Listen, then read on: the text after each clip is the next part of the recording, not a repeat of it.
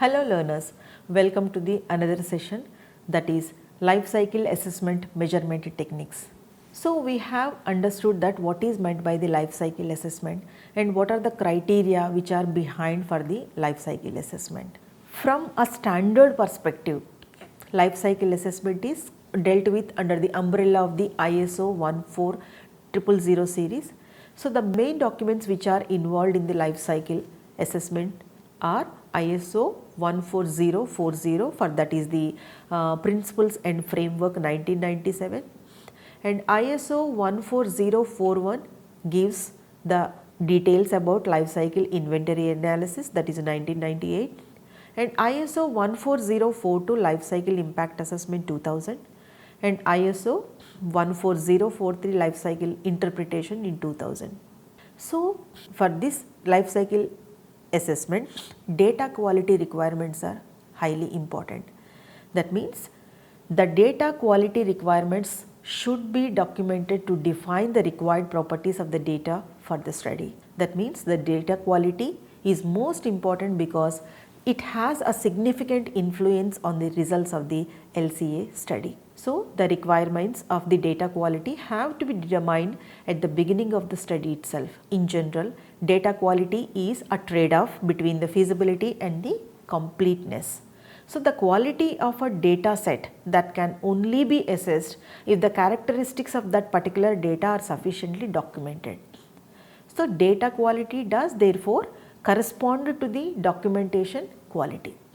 So the issues which are considered for the data quality are, that is the acquisition of data. That means the data should be measured, calculated or estimated.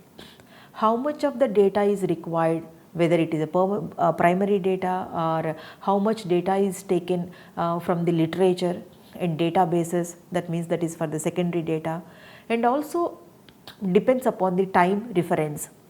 That means when was this data was obtained and have there been any major changes since the data collected, that might affect the results definitely. And then geographical reference also have to be specified. So that means from which country or which region is this data generated or relevant. And next come to the technology. That means best available technology is the secondary data from the literature or the databases representative for state of the art technology or for older technology, which one we have to select. And also most important, precision is required. That means is the data a precise representation of the system or not. If you will come to the completeness, are any data missing or not? How are data gaps filled? So representativity and consistency and reproducibility, so these things matter a lot. That means whether the data is representative, consistent and can it be reproduced. So the most important phase of this analysis is data collection, and also it is more work intensive and time consuming process of all the phases of this life cycle assessment. For example, the collecting quantitative and qualitative data for every unit that process of the system. The classification of data for each unit process is like energy inputs or raw material procurement or ancillary inputs or other physical inputs, products, co-products, waste, emissions to water, emissions to air and soil, and other environmental aspects, and practical difficulties for data collection have to be documented specifically. And next comes into the picture is the calculation of LCI.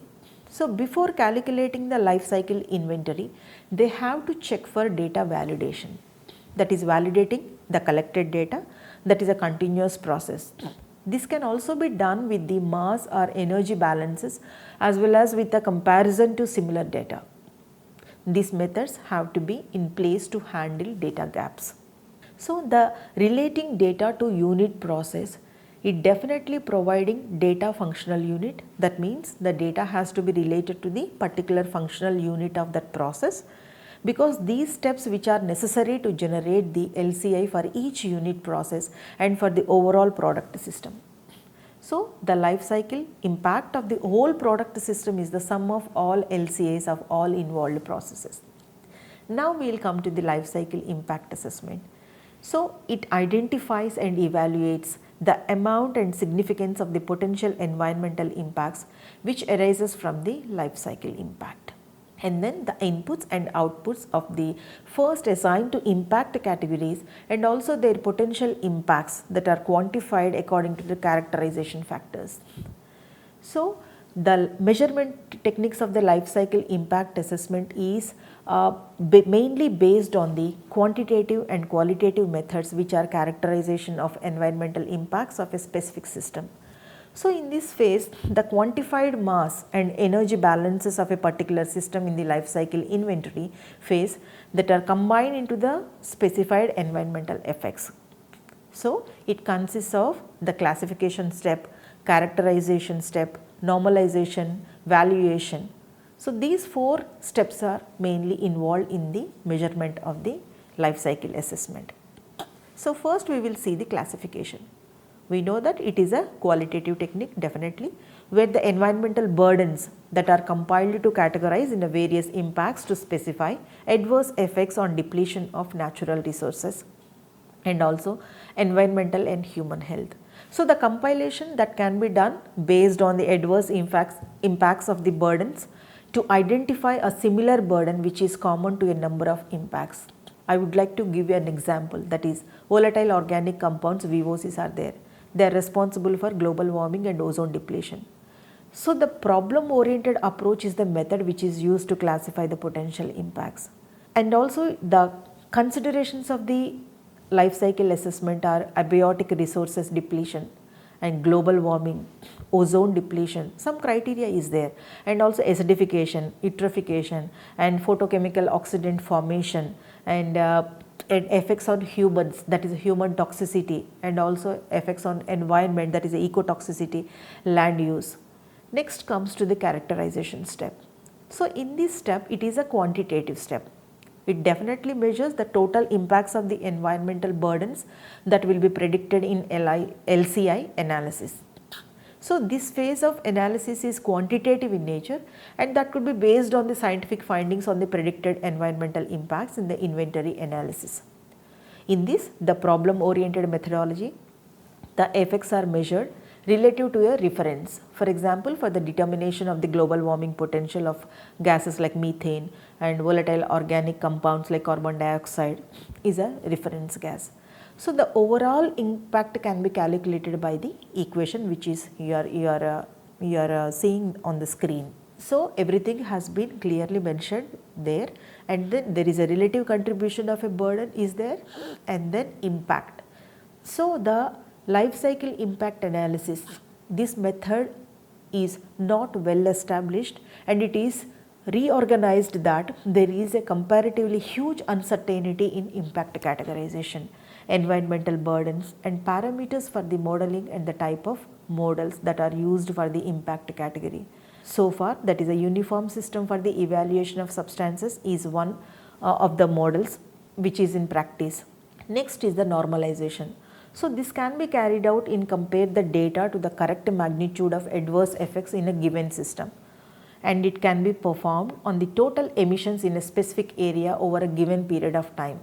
For example, entire emission of global warming gases and natural resource depletion can be measured relatively, whereas impacts like acidification and the human toxicity are difficult to measure at the global level because normalization methods may not be reliable processor for the comparing the adverse effects of the system.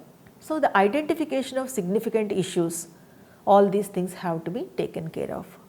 So, the initial step of the life cycle interpretation stage is to organize the results from the LCI and LCIA and identify the significant issues or data elements that contribute most significantly to the results of both life cycle inventory and also life cycle impact assessment of each product, process or the services.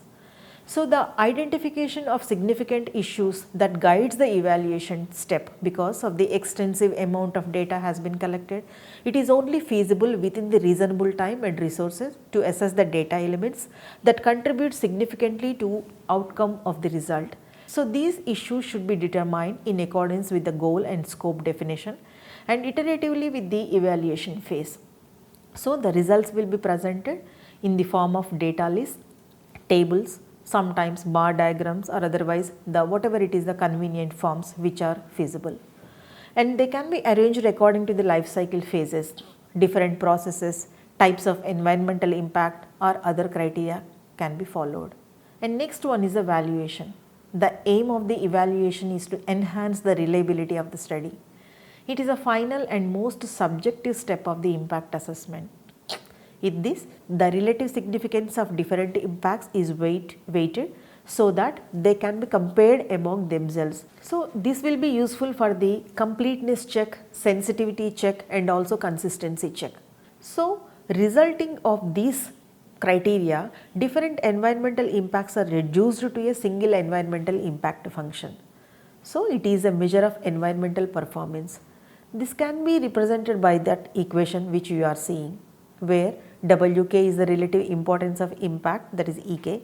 There are other techniques for the valuation process which are mainly based on expressing preferences by the decision makers or by experts or by general public. So, there are multi-attribute utility theory, analytical hierarchy process and impact analysis matrix cost benefit analysis, and also contingent valuation are some of other methods for the valuation process. And the reporting stage. The result of life cycle assessment should be assembled in a comprehensive report to present the results in a clear, transparent and structured manner. We know that what is the structured manner? It is an organized manner. The report should present the results of the LCI and LCIA and also all data methods, assumptions and limitations in sufficient detailed manner. So, the reporting of the results should be consistent with the goal and scope definition what we have already learned. The type and format of the report is defined in the scope definition and also will vary depending on the intended audience.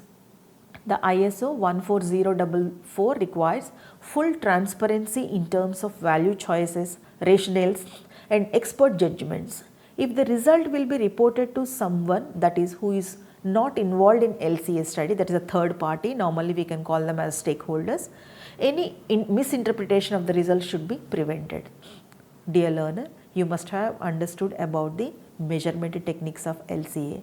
So, I would like to conclude that the LCA will contribute substantially to the quality of integrated decision making, particularly against the context of government's commitments to the sustainable development. As an additional tool in the environmental management toolbox, it will definitely assist in raising awareness on integrated environmental management and sustainability issues, and also will definitely encourage a greater degree of interdisciplinary linkages what we have studied. Thank you.